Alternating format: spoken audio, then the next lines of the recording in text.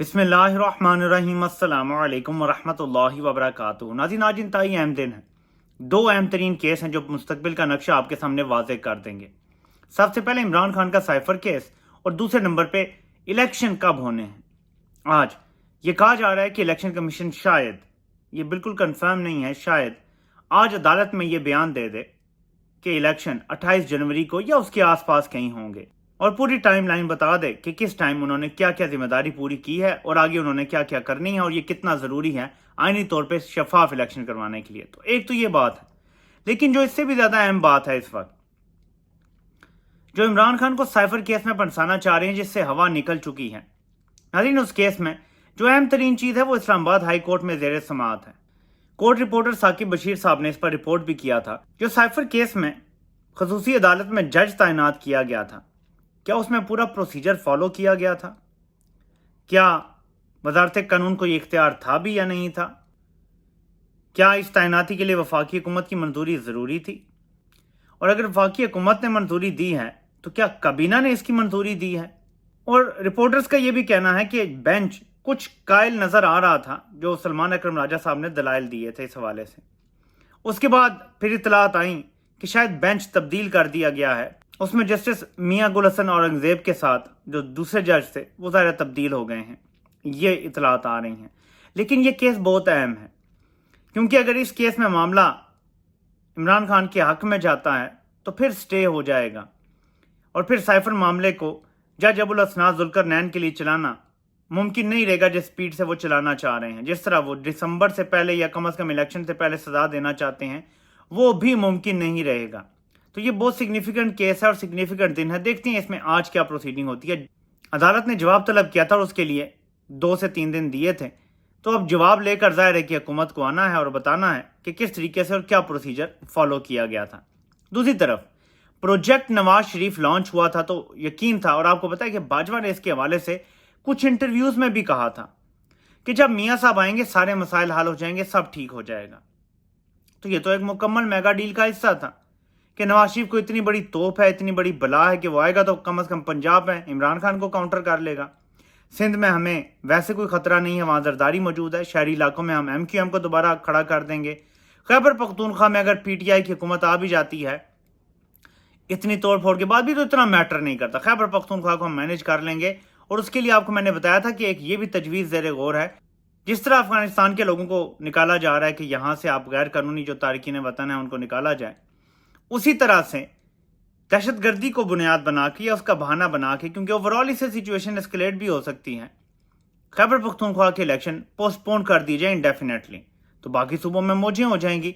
तो इस तरह के प्लान ज़ेर गौर है। लेकिन अगर ये सूबा तहरीक इंसाफ ले भी जाती है तो इतना फर्क नहीं पड़ेगा, उन्हें गवर्न करने ही नहीं दिया जाएगा। वहां पे सिक्योरिटी को बहाना बना के, दहशतगर्दी को बहाना बना के बहुत कुछ किया जा सकता है। तो ये तो एक प्लान का एक तरफ का हिस्सा है। लेकिन दूसरी तरफ ये था कि मियाँ साहब आएंगे पंजाब में काउंटर करेंगे, वो पंजाब में काउंटर नहीं हो सका। अब नेक्स्ट फेज शुरू हो गया है। इत्तलात ये आ रही हैं कि इमरान खान के बेनोई की पहले जमानत खारिज हुई, अब दोबारा से एंटी करप्शन जाके अदालतों में बयान दे रहा है जी कि हमें तो बड़े पक्के ठोस सबूत हैं उनके जी, उन्होंने लिया राजी पता नहीं नाम करा ली थी और जोर जबरदस्ती करा ली थी, और ये जो साबिक मालिकान है ये उनके बयान भी ले लेंगे। बयान हल्फी लेना क्या मुश्किल है, उनको सिर्फ कहेंगे तो वो आजकल इतना खौफ फैला हुआ है कि वो कहेंगे जी जो बयान देंगे हम दे देंगे, हम तो हर चीज़ की जो है वो जिम्मेदारी कबूल करने के लिए भी तैयार हैं। तो आजकल तो ये माहौल है, तो बयान भी वो दे देंगे या दे दिया होगा ऑलरेडी। तो इस तरह इमरान खान के बहनोई और उनकी बहनों के गिर्द घेरा तंग किया जा रहा है। लेकिन आखिर क्यों किया जा रहा है ऐसा? इसलिए कि एक मरते मुजाहिद जिसने पाकिस्तान को हकीकी आज़ादी दिलाने का बेड़ा उठाया है, वो ये कहता है कि ना मैं डील करूंगा, ना मुल्क से फरार होऊंगा, ना भागूंगा, पुश्त नहीं दिखाऊंगा अपनी कौम को शर्मिंदा नहीं करूंगा, तुम्हारी इन चालों में नहीं आऊंगा। अब उसको प्रेशराइज करने के लिए हरबे इस्तेमाल किए जा रहे हैं। उससे पहले इमरान खान के भांजे को, जो फीजुल्लाह नियाजी के बेटे हैं, जो इमरान खान के बदतरीन दुश्मन है बाय द वे, लेकिन उनको पहले गिरफ्तार किया जाता है, अगवा किया जाता है, फिर मिलिट्री ट्रायल की बातें होना शुरू हो जाती हैं। अब मिलिट्री ट्रायल गैर कानूनी करार दिए जा चुके हैं, लेकिन अभी तक नहीं पता कि वो लोग जो मिलिट्री हिरासत में थे वो कहाँ पे हैं। तो वहां जब टैक्टिक नहीं चली और इमरान खान ने स्टिल डील से इनकार किया, तो अब बहनों की तरफ भी बढ़ने लगे हैं। केसेस तो बनाए हुए हैं बहनों के ऊपर, लेकिन अब गिरफ्तारियों तक नौबत आ सकती है। जो बात मैं आपको बताना चाह रहा हूँ, ये लिया केस कोई नया तो नहीं है। इमरान खान तो बाहर थे तो इसके बारे में बता चुके हैं, لیکن اب گرفتاریوں کی نوبت آ سکتی ہے۔ پہلے اہلیہ کی گرفتاری کی بھی باتیں ہو رہی ہیں اور ان کی بہنوں کی بھی باتیں ہو رہی ہیں کہ گرفتار کر لیا جائے اور اس طرح عمران خان کو مجبور کیا جائے اور شاید گھر کی عورتوں کی خاطر عمران خان ڈیل کر لے اور ملک سے چلا جائے۔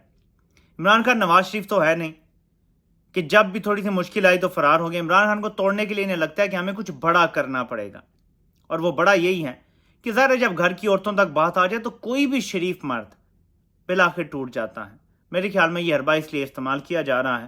جو شروع میں نے بات کی، میں اس کا تھوڑا سا اختتام یہاں کرنا چاہتا ہوں کہ الیکشن کس دن کو ہونے ہیں اور آئینی قاضی یہ کیس خود سن رہا ہے، 3 ججز کا بینچ سن رہا ہے۔ تو میں آپ کو بتانا چاہتا ہوں کہ وہ آئینی قاضی کہتا ہے کہ ضیاء الحق کا میرے سامنے نام بھی نہ لو، 5 سال سے زیادہ کوئی صدر رہ نہیں سکتا، میرے سامنے اسے صدر نہ کہو۔ بڑا زبردست ہے، کانوں کو بڑا اچھا لگتا ہے، یار اتنا بندہ انٹی اسٹیبلشمنٹ، اتنا پرو جمہوریت بندہ۔ لیکن آج جو ان کے کمنٹس آئیں گے نا، وہ بتائیں گے کہ کتنا کوئی پرو جمہوریت ہے، پرو اسٹیبلشمنٹ بندہ ہے۔ آج پتہ چلے گا۔ جب الیکشن کے کیس میں بات آتی ہے، ان کے پر جلنا شروع ہو جاتے ہیں۔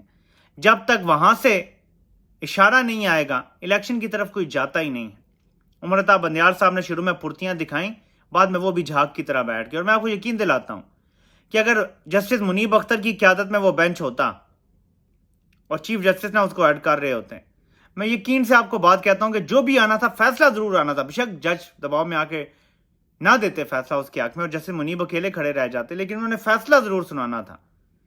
اس طرح نہیں کرنا تھا جس طرح بندیال صاحب کر گئے ہیں۔ اور میں فیصلے کی جو بات کر رہا ہوں وہ نہیں ہے کہ الیکشن کروا دو جی 14 مئی کو میں قائم ہوں، بلکہ اس کے بعد توہین عدالت لگنی تھی صاحب کے اوپر۔ شہباز شریف کو گھر بھیجا جانا تھا، پوری کابینہ پہ توہین عدالت لگا کے ان کو نائل کر دینا تھا عدالت نے، لیکن ظاہر ہے کہ ایسا کوئی ایکشن نہیں لیا گیا، اور ہمیشہ کے لیے آئین شکنی کی ایک بنیاد رکھ دی گئی ہے۔ یہ سپریم کورٹ سے رکھی گئی ہے۔ آئین شکن تو ہمیشہ آئین شکنی کرے گا نا۔ جس ادارے کا کام آئین شکنی روکنا ہے، اس نے روکنے سے انکار کر دیا، اس لیے آج ہم اس تباہی کے دھانے پر کھڑے ہیں۔ دوسری طرف جس طرح سے فلسطینیوں پہ ظلم ہو رہا ہے اور پاکستان جس طرح سے خاموش ہے، روس بول پڑا ہے۔ روس نے واضح کر دیا ہے کہ اسرائیل کو اپنے دفاع کا کوئی حق حاصل نہیں ہے کیونکہ وہ قابض ہے۔ ناظرین، یہ ممالک اپنے اسٹریٹجک انٹرسٹ کے لیے بول رہے ہیں، لیکن بول تو رہے ہیں۔ ہم خاموش ہیں کیونکہ ہمارا اسٹریٹجک انٹرسٹ اب امریکہ کے ساتھ الائنڈ ہے۔ چین ہم سے ناراض ہے، میں آپ کو بتا رہا ہوں۔ یہ کہتے تھے کہ عمران خان نے چین کو ناراض کیا ہے، بھائی اسے نکال دیا، اب کر لو راضی چین کو۔ کیوں پاؤں پکڑنے پڑ رہے ہیں چین کے؟ کیوں منتیں کرنی پڑ رہی ہیں کہ اسٹل کیونکہ پیسہ چاہیے نا ان سے۔ اب تم امریکہ کے بھی پیروں میں لیٹو، تم امریکہ کی مخبریاں بھی کرو، اور پھر تم سمجھو کہ چین تمہارے ساتھ کھڑا ہوگا۔ بھائی تم اپنی امہ کے ساتھ نہیں کھڑے ہو سکے، چین دیکھ رہا ہے۔ تم امہ کے نہیں ہو سکے تو تم چین کے کیا ہوگے، اور چین کو یہ نظر نہیں آ رہا۔ تم اپنے سب سے مقبول لیڈر کے نہیں ہو سکے تو تم چین کے کیا ہوگے، کیا چین کو یہ نظر نہیں آ رہا؟ ان سب چیزوں میں حالات پاکستان کے لیے بہت خراب ہیں، بہت مایوس کن ہیں۔ امید کی یہ کرن ہے کہ انشاءاللہ تعالیٰ انہی عدالتوں میں سے کچھ جج جو موجود ہیں، جن کے میں نام آپ کو بتا سکتا ہوں، انشاءاللہ تعالیٰ وہ اپنی اتھارٹی سٹیمپ ضرور کریں گے اور آپ کو یہ ہوتی ہوئی نظر آئے گی۔ قاضی جس نے جوڈیشل مارشل لا لگایا ہوا ہے اور کوئی بھی عوامی نوعیت کا کیس اٹھانے کے بجائے فیض آباد دھرنے کے پیچھے پڑا ہوا ہے ہاتھ دھو کے، اس کو میرا یہ پیغام ہے کہ اگر تاریخ میں زندہ رہنا چاہتے ہو اور واقعی اینٹی اسٹیبلشمنٹ ہو تو موجودہ دور کے مارشل لا کو ختم کرنے میں اپنا کردار ادا کرو۔ آپ سے انشاءاللہ پھر ملاقات ہوتی ہے۔ اللہ پاک آپ سب کا حامی و ناصر ہو۔ آپ سب کے سننے کا بہت بہت شکریہ۔